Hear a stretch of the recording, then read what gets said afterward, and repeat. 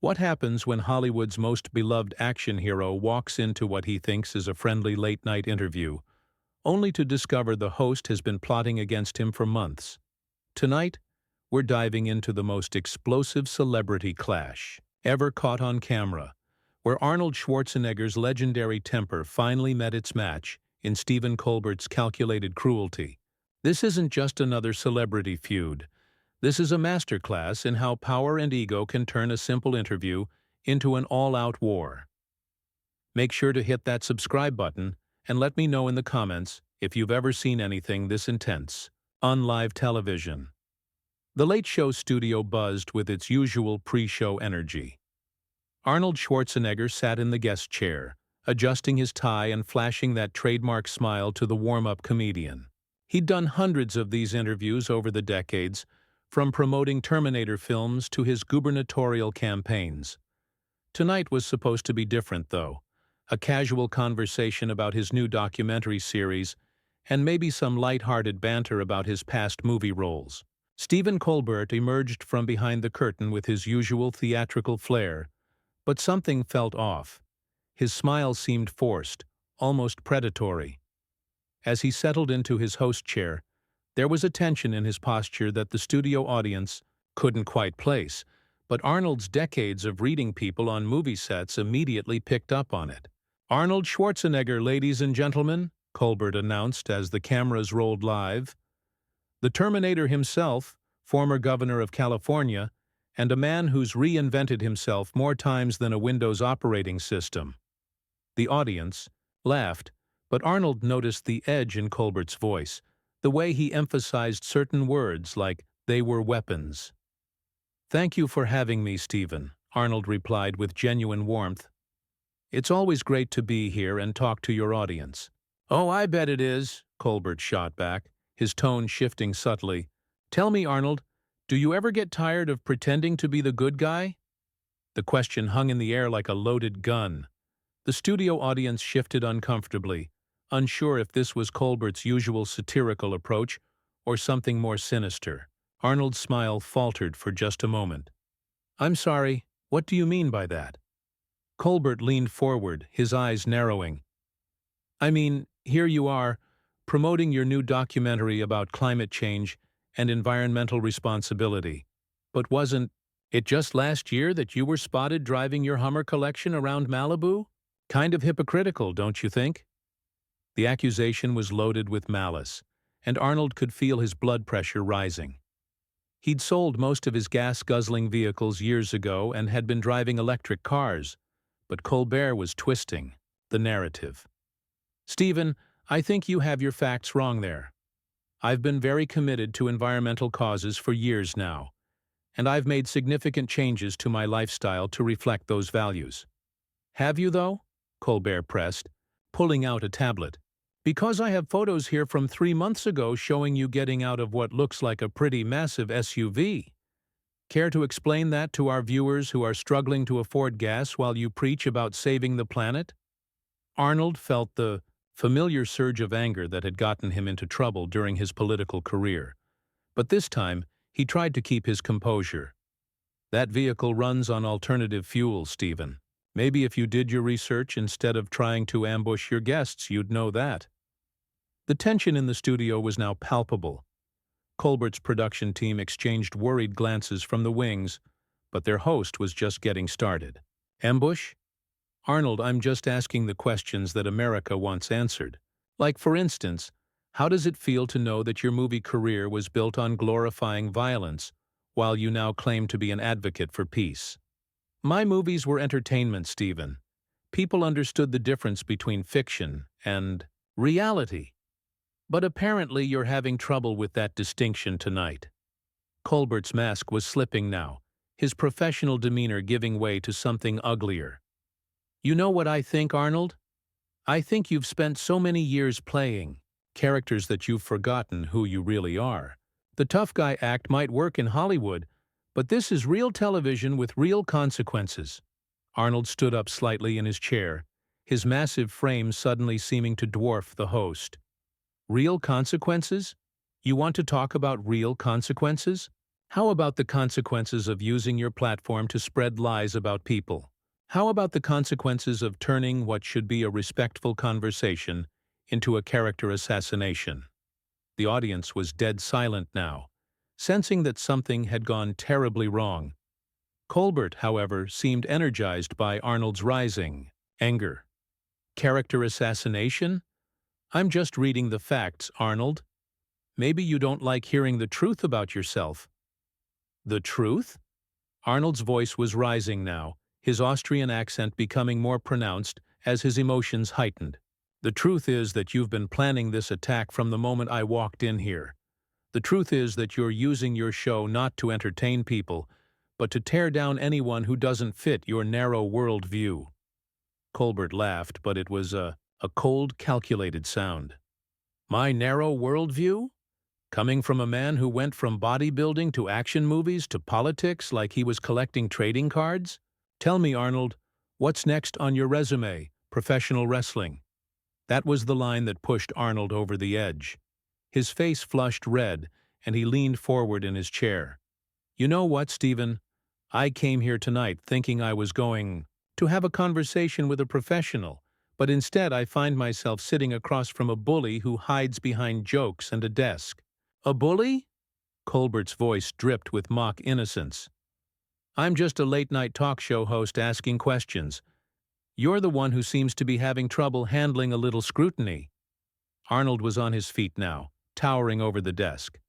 Scrutiny? This isn't scrutiny. This is a hit job. And I've been in enough battles to know the difference. The cameras kept rolling as Arnold began to remove his microphone, his movements deliberate and controlled despite his obvious anger. Colbert, sensing his guest was about to walk away, decided to go for the kill shot that would change everything. Before you storm off like the temperamental movie star you are, Colbert said with a venomous smile, maybe you'd like to address the allegations about your conduct during your time as governor. You know, the ones about how you used your position to help your Hollywood friends while ordinary Californians suffered. Arnold froze, his hand still on his microphone clip. The accusation was not only false but deeply personal. His gubernatorial years had been marked by genuine attempts to serve the people, often at great personal cost to his career and finances. What did you just say? Colbert sensed he'd found the perfect nerve to strike. Oh, come on, Arnold. Everyone knows politicians are corrupt. But you took it to a whole new level, using taxpayer money to fund projects that coincidentally benefited your celebrity buddies. Very creative use of public resources. The studio audience was shifting uncomfortably, some people looking toward the exits. Arnold's security detail, positioned near the wings, moved slightly closer to the stage. The veteran bodyguard could see the warning signs that Colbert, blinded by his own arrogance, was completely missing. Stephen, Arnold said, his voice now dangerously quiet. You are crossing a line that you cannot uncross. Those are serious accusations, and they are completely false. I suggest you be very careful about what you say next. But Colbert was drunk on his own power, reveling in the control he felt he had over the situation. Careful? Why should I be careful? You're the one who should have been careful when you decided to treat public office like your own personal Hollywood production. Tell me, how many of your actor friends got special permits and tax breaks during your administration? Arnold slowly sat back down, but his posture was that of a coiled spring. Anyone who knew him could see the storm brewing behind his eyes. You want to know about my time as governor? I'll tell you. I took a salary of exactly $0. I used my own money to travel on state business because I didn't want taxpayers footing the bill. I fought for environmental legislation that cost me friendships in Hollywood because it hurt their bottom line. But you wouldn't know any of that because you don't care about facts, do you, Stephen? Colbert waved dismissively. Oh, please, the zero salary thing is just a publicity stunt when you're worth hundreds of millions. It's easy to work for free when you're making money hand over fist from your celebrity connections. Speaking of which, how much did you personally profit from those green energy initiatives you pushed so hard for? The accusation was particularly galling because Arnold had actually lost money on many of his environmental investments, viewing them as contributions to the greater good rather than profit opportunities. His jaw clenched visibly as he processed what Colbert had just implied. "You know what your problem is, Stephen?" Arnold said, his voice carrying the weight of decades of experience dealing with adversaries.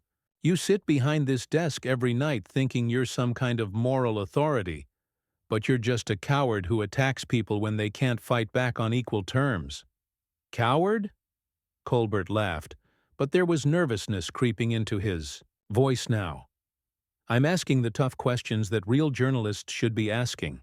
Maybe you're just not used to being challenged by someone who isn't intimidated by your tough guy persona."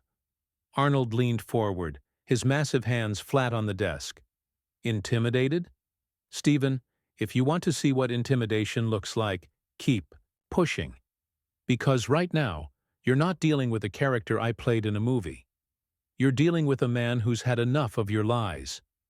The host's production team was frantically signaling from off-camera, trying to get Colbert to dial back the confrontation, but he was too caught up in his own performance to notice. "Oh, so now we're getting threats? Ladies and gentlemen, this is what happens when you ask Arnold Schwarzenegger a question he doesn't like. He turns into the Terminator." "You want the Terminator?" Arnold's voice dropped to a growl that sent chills through the studio. "You keep lying about my record, keep attacking my integrity with your made-up stories, and you'll see exactly what that looks like." Colbert made the fatal mistake of laughing again. "What are you going to do, Arnold? Throw me through a wall? This is live television, not one of your action movies. You can't just muscle your way out of legitimate criticism." Arnold stood up, again, this time moving around the desk toward Colbert's side. The host's bravado immediately crumbled as he realized the physical reality of the situation. Arnold Schwarzenegger, even in his 70s, was still an imposing figure who had spent his entire life in peak physical condition. "Legitimate criticism?" Arnold towered over Colbert, who was now pressed back in his chair. "There's nothing legitimate about what you're doing here tonight. You've lied about my environmental record, made up stories about corruption, and tried to destroy my reputation with fabricated nonsense. That's not journalism, Stephen. That's character assassination." Colbert's voice was noticeably higher now, his earlier confidence evaporating. I was just asking questions that the public deserves answers to." "The public deserves answers?" Arnold's voice filled the studio. "Then here's an answer for them. You are a disgrace to journalism and to this network. You've turned what should be entertainment into a platform for personal vendettas and political hit jobs." The studio manager was now visible at the edge of the stage, clearly debating whether to cut to commercial or let the confrontation play out. The audience sat in stunned silence, witnessing something unprecedented in late-night television history. "Arnold, please, let's just calm down and—" Colbert started, but Arnold cut him off. "Calm down? You spend 20 minutes attacking my character with lies, and now you want me to calm down? You want to know what I learned in all those years of bodybuilding, making movies, and serving in government? I learned that there are two types of people in this world. There are those who build things up, and there are those who tear things down. You, Stephen, are a destroyer." Colbert tried to regain some composure, adjusting his tie nervously. "Look, if you feel I've been unfair, we can discuss this like adults." Arnold laughed, but it was a sound devoid of humor. "Adults? Stephen, adults don't ambush their guests with lies.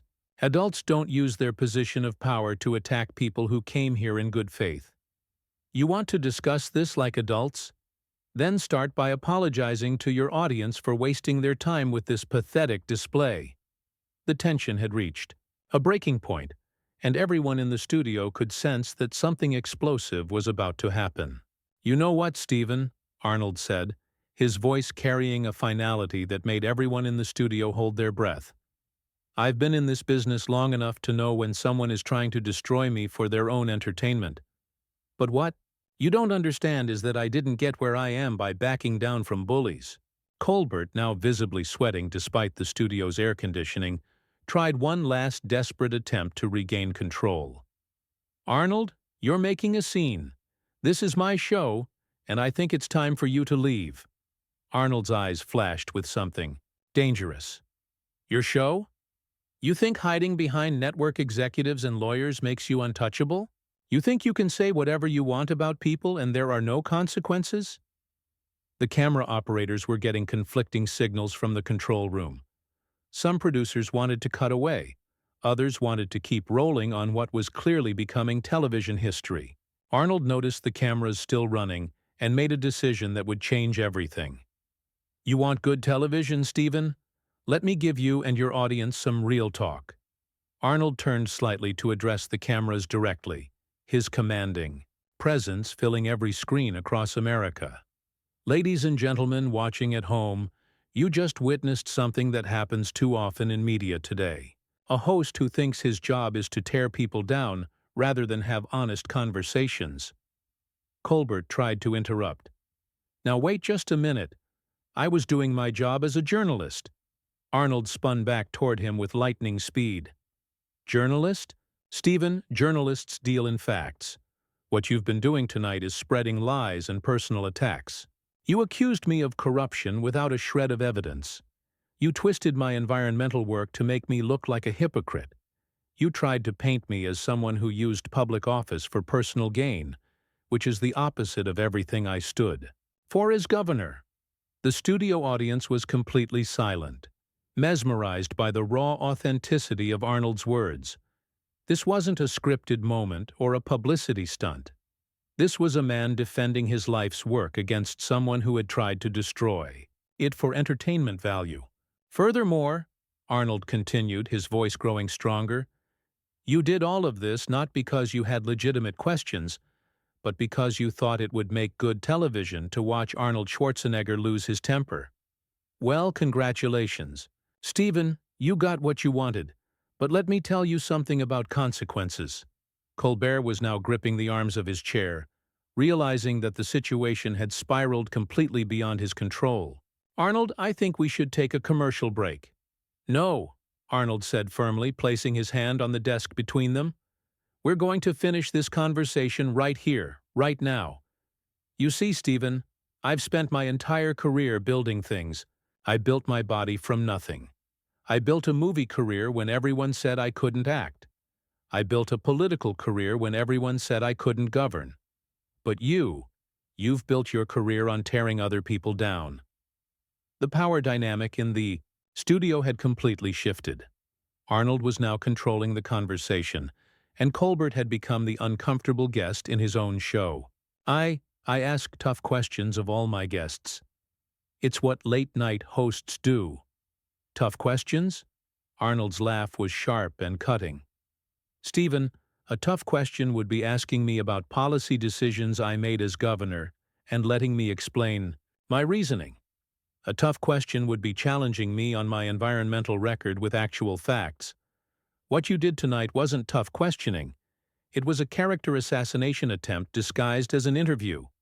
Arnold began walking back toward his chair, but instead of sitting down, he remained standing, using his height advantage to maintain psychological control.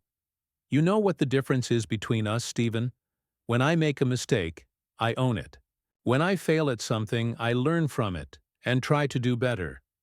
But you hide behind your writers and your production team and pretend that your personal vendettas are somehow serving the public interest. Colbert made one final attempt to salvage the situation. Look, if I've offended you, that wasn't my intention. Maybe we got off on the wrong foot tonight. Arnold's response was immediate and devastating. Offended me? Stephen, you didn't offend me. You revealed who you really are. And now everyone watching knows it too. You had a chance tonight to have a real conversation with someone who's lived an extraordinary life, who's made mistakes and learned from them, who's tried to serve his community and his country. Instead, you chose to use your platform to try to tear me down with lies and fabricated controversies. The studio manager finally made the decision to end the interview, signaling frantically to the production team. But Arnold wasn't finished. "You want to know what real strength looks like, Stephen? Real strength is admitting when you're wrong. Real strength is using your platform to build people up instead of tearing them down. Real strength is facing the consequences of your actions like a man, instead of hiding behind your desk and your lawyers." Arnold walked over to where his microphone pack was sitting and calmly removed it, his movements deliberate and controlled. "I came here tonight to talk about my new documentary, to share some stories with your audience, maybe have a few laughs. What I found instead was a host who had already decided to attack me before I even sat down." Colbert, now completely deflated, could only watch as Arnold prepared to leave. "Arnold, please, let's work this out." "Work this out?" Arnold turned back one final time, his voice carrying the weight of decades of experience dealing with adversaries far more formidable than a late-night talk show host. "Stephen, there's nothing to work out. You made your choice tonight when you decided to ambush me with lies. You chose to prioritize your ego over your integrity. Those are your choices to live with, not mine." Arnold walked toward the exit, but paused at the edge of the stage. Without turning around, he addressed the audience one last time. "Ladies and gentlemen, you deserve better than this. You deserve hosts who respect their guests and their audience enough to have honest conversations. You deserve entertainment that builds up rather than tears down. Remember that the next time you're choosing what to watch." With that, Arnold Schwarzenegger walked off the Late Show stage, leaving behind a stunned studio audience, a humiliated host, and what would become one of the most talked-about moments in television history. Stephen Colbert sat alone at his desk, the reality of what had just happened beginning to sink in as the cameras finally stopped rolling. So there you have it, the most explosive celebrity confrontation ever caught on camera. Arnold Schwarzenegger, a man who's faced down movie villains, political opponents, and personal challenges, finally met his match in Stephen Colbert's calculated cruelty. But instead of backing down, he turned the tables and exposed the host for what he really was. Make sure to subscribe for more incredible stories like this, and let me know in the comments, have you ever seen someone handle a hostile interview with this much class and power?